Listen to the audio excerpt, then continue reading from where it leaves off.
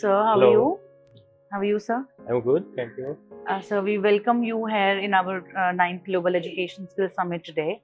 So, we would like to know more about you and your organization.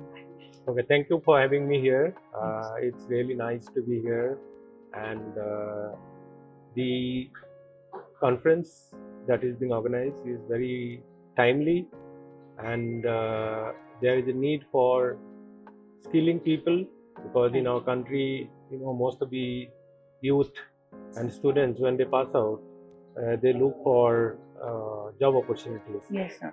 And through this, workshop, you have invited many stakeholders where they are able to exchange ideas, the kind of work that they are doing to employ people, preparing them for the job market.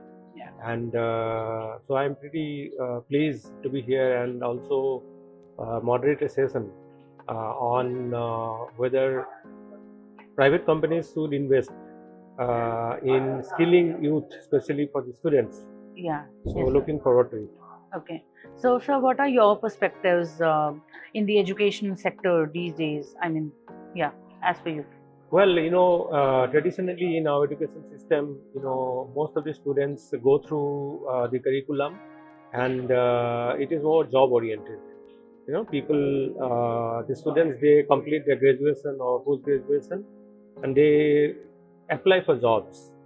But it is very difficult today to provide so many jobs in country like ours. Government jobs are very difficult to get now. Private sector is also providing jobs, but given the population that we have, the education sector has to gear up to promote mindset of the students to become entrepreneur. Yes. So instead of job seekers, they should be able to create jobs, job givers. Yes. And that is only possible if you if you sensitize students right from class 7, 8. Okay. So that when they come to class 12 or they decide to take a particular course, they not only depend on looking for a job, but they have a plan B, that if I am not able to get a job, then how would I kind of sustain myself in future? So for that, they need to kind of train themselves, skill themselves, so that they are able to kind of fit to the job market. Yes. And what are your organizational developments, activities regarding enhancing the skill between the young generation or the students who are there with you? Yeah. ICCO, we are a development organization. We work on sustainable livelihood and dignity and justice for all.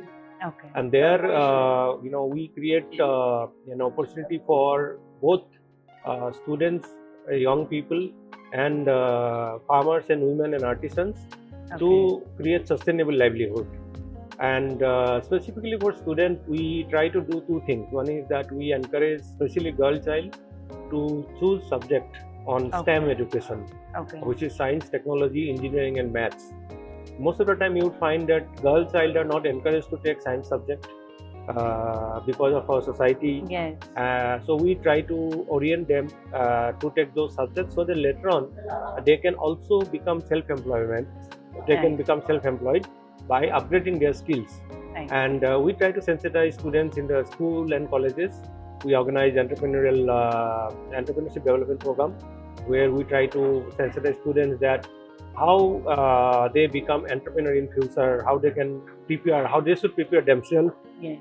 So those are the programs we do, and we collaborate with academic institutions and government to reach out to school students, specifically class 7 to class 12, because that is a period which is very crucial, and many students decide about their future course of action, especially when you go 12th class. Right. And after that, they usually go for some professional courses.